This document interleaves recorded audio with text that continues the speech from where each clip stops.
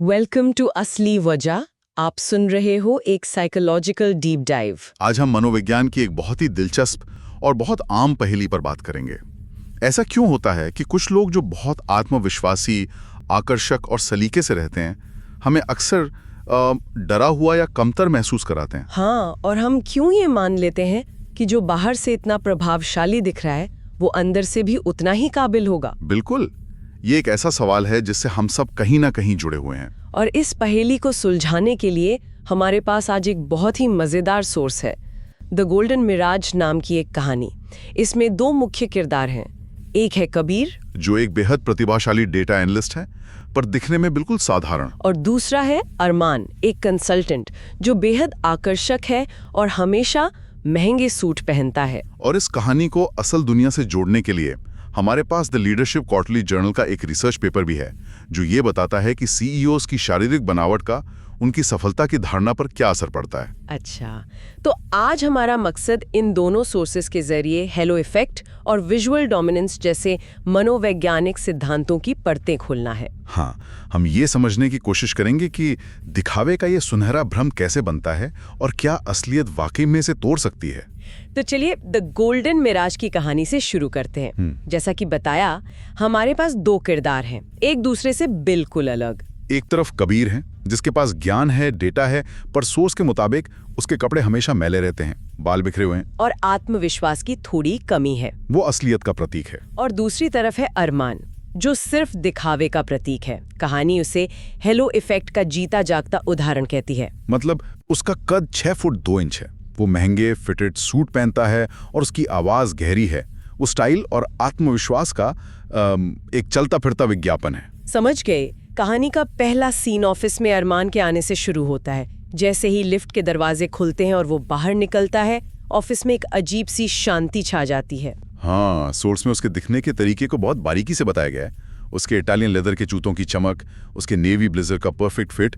लेकिन दिलचस्प बात यह है कि उसने अभी तक एक शब्द भी नहीं कहा है। और यहीं पर मनोविज्ञान काम करना शुरू कर देता है ना? बिल्कुल, इसे विजुअल डोमिनेंस कहते हैं। अरमान का पहनावा, उसका लंबा कद, ये सब मिलकर हमारे अवचेतन मन को एक सिग्नल भेजते हैं कि ये व्यक्ति एक अल्फा है, एक लीडर है। सही। ये एक बहुत पुरानी, शायद विकास के क्रम से जुड़ी हुई प्रक्रिया है। हमारा दिमाग तेजी से फैसले लेने के लिए ऐसे शॉर्टकट्स अपनाता है। वो सोचता है जो मजबूत और प्रभावशाली दिखता है वो शायद लीडर बनने के लायक है। तो आप ये कह रहे हैं कि कबीर और उसके सहकर्मियों का अरमान को देखकर थोड़ा सहम जाना या अपनी कुर्सी पर सीधे होकर बैठ जाना, ये सिर्फ अच्छे कपड़ों का असर नहीं था। ये उनके दिमाग की एक स्वाभाविक प्रतिक्रिया थी। ये एक अनकहा शक्ति प्रदर्शन था। अरमान ने बिना कुछ कहे ही कमरे का माहौल अपने काबू में कर लिया था। और यहीं से हेलो इफेक्ट का खेल शुरू होता है। एग्जैक्टली। ये एक ऐसा मनोवैज्ञानिक झुकाव है जहां हम किसी व्यक्ति के एक सकारात्मक गुण को देखकर ये मान लेते हैं कि उसके बाकी सभी गुण भी सकारात्मक ही होंगे। जैसे कहानी में कबीर की सहकर्मी रिया अरमान को देखकर कहती है, उसे देखो, उसे जरूर पता होगा कि वो क्या कर रहा है। हाँ, ये बहुत बड़ी बात है। उसने अरमान के काम को नहीं देखा, उसकी काबिलियत को नहीं परखा, सिर्फ उसके दिखने के आधार पर उसकी योग्यता के बारे में एक राय बना ली। यही हेलो इफेक्ट का सार है। जैसे किसी देवदूत के सिर के ऊपर एक हेलो या प्रभा मंडल होता है जो उसकी पूरी छवि को पवित्र बना देता है, वैसे ही अरमान के आकर्षक व्यक्तित्व ने उसके चारों ओर एक काबिलियत का हेलो बना दिया। बिल्कुल। लोगों ने उसकी योग्यता को नहीं देखा, सिर्फ उसकी छवि को देखा और बाकी की कहानी अपने मन में खुद ही गढ़ ली। कहानी आगे बढ़ती है और अब हम एक बोर्ड रूम में हैं।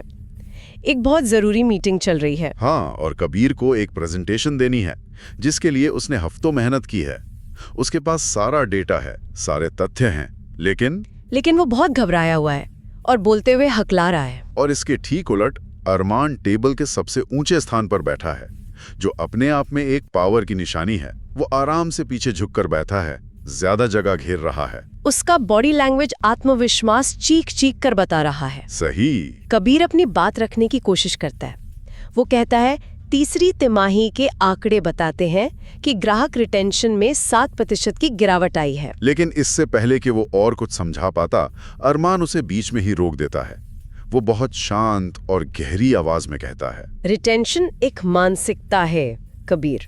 हमें गिरावट को नहीं बल्कि क्षितिज को देखने की जरूरत है।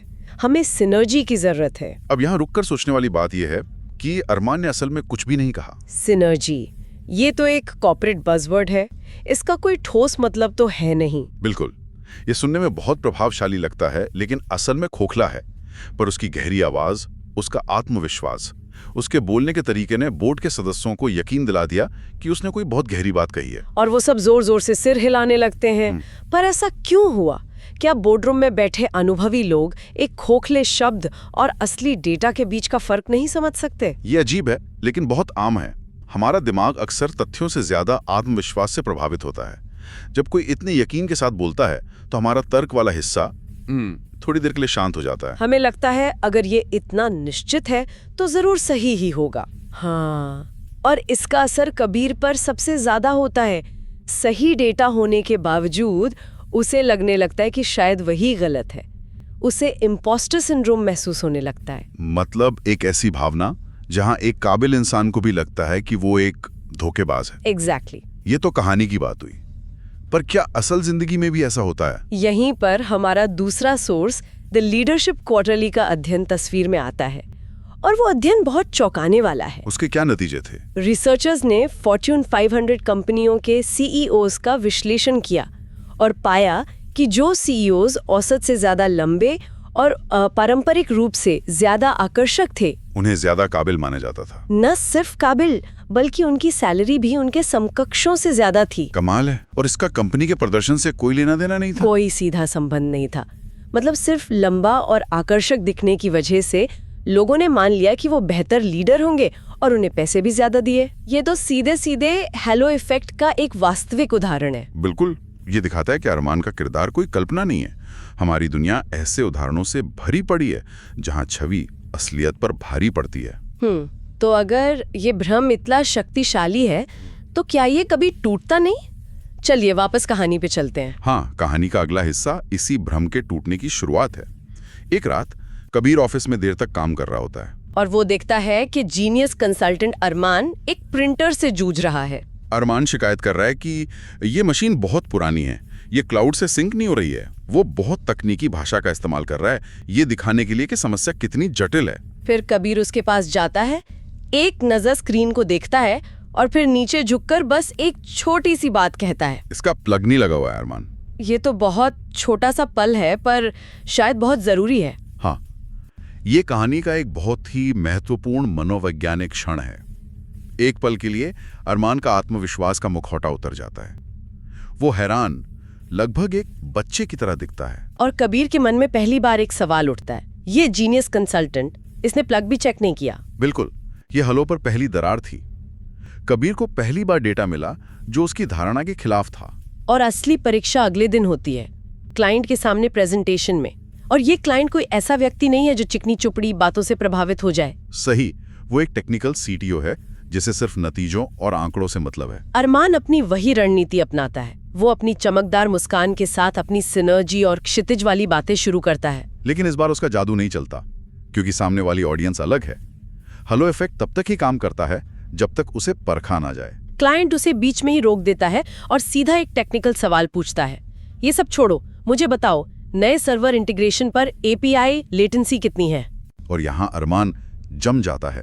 उसकी मुस्कान गायब हो जाती है। सोर्स के मुताबिक वो घबराकर अपनी टाई ठीक करने लगता है, जो चिंता का एक क्लासिक संकेत है। हाँ, वो कोई नंबर देने के बजाय एक और नारा बोलता है, लेटेंसी यूजर एक्सपीरियंस के लिए ऑप्टिमाइज की गई है। उसने सवाल को टालने की कोशिश की। क्लाइंट को यह जवाब बिल्कुल पसंद नहीं आता। वो गुस्से में कहता है, मुझे नारा नहीं नंबर चाहिए। और इस एक वाक्य के बाद पूरे कमरे में सन्नाटा छा जाता है।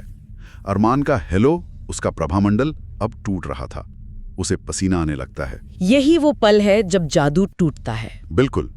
कबीर अब अरमान की तरफ देखता है, लेकिन अब उसे वो कोई लीडर या जीनियस नहीं बल्कि एक डरा हुआ इंसान दिखाई देता है जिसने अपना होमवर्क नहीं किया है। अरमान का विजुअल डोमिनेंस खत्म हो चुका था, क्योंकि उसके पीछे कोई असलियत नहीं थी। और जैसे ही अरमान का डर सामने आया, कबीर का डर गायब हो गया। और फिर कबीर खड़ा होता है। इस बार वो झिझकता नहीं, न ही उसकी कमर झुकी हुई है। वो सीधे और साफ आवाज में कहता है, 40 मिलीसेकंड सर। पहले 120 थी, अब 40 है। ये रहा चार्ट। और वो अपना डेटा स्क्रीन पर दिखा देता है।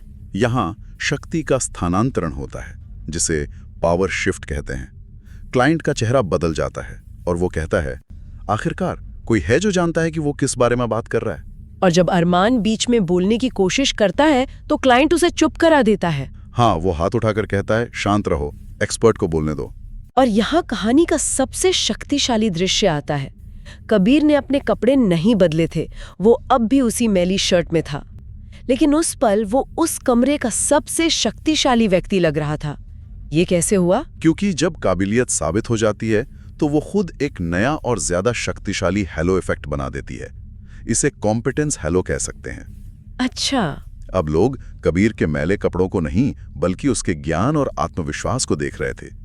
उसकी काबिलियत ने उसके बाहरी रूप को पूरी तरह से ढक दिया था। असलियत ने दिखावे को हरा दिया था। बिल्कुल। कहानी के अंत में अरमान अपना सामान पैक कर रहा होता है और कबीर से कहता है, अच्छा बचाया तुमने मुझे। इस पर कबीर का जवाब कहानी का सार है। वो कहता है, ये बचाव नहीं था अरमान, ये जवाब था। बहुत गहरी बात है। कबीर ने सिर्फ एक सवाल का जवाब नहीं दिया था, उसने इस धारणा का जवाब दिया था कि सिर्फ अच्छा दिखना ही काफी होता है। तो इससे हम क्या सीख सकते? अपनी रोजमर्रा की जिंदगी में हम इस झुकाव से कैसे बच सकते हैं? इसका तरीका है सवाल पूछना। अरमान जैसे लोगों से उनकी खोखली बातों से आगे जाकर ठोस सबूत मांगना। अगर कोई सिनेदे की बात करे तो पूछिए, इसका मतलब क्या है, मुझे नंबर दिखाओ। सही बात है। अगर कोई उम्मीदवार विकास का वादा करे तो पूछिए, आपका प्लान क्या है, पहले 3 महीनों में आप क्या करेंगे। जब आप ठोस सवाल पूछते हैं तो हेलो टूट जाता है और असलियत सामने आ जाती है। हमें अपनी धारणाओं को चुनौती देनी होगी और हमेशा पैकेज के अंदर झांकने की कोशिश करनी होगी, क्योंकि आखिर में काबिलियत को अपनी आवाज मिल ही जाती है, बस उसे सही सवाल पूछकर सामने लाने का मौका मिलना चाहिए। अगर आपको ये वीडियो अच्छा लगा हो तो लाइक, कमेंट, शेयर और सब्सक्राइब जरूर करें।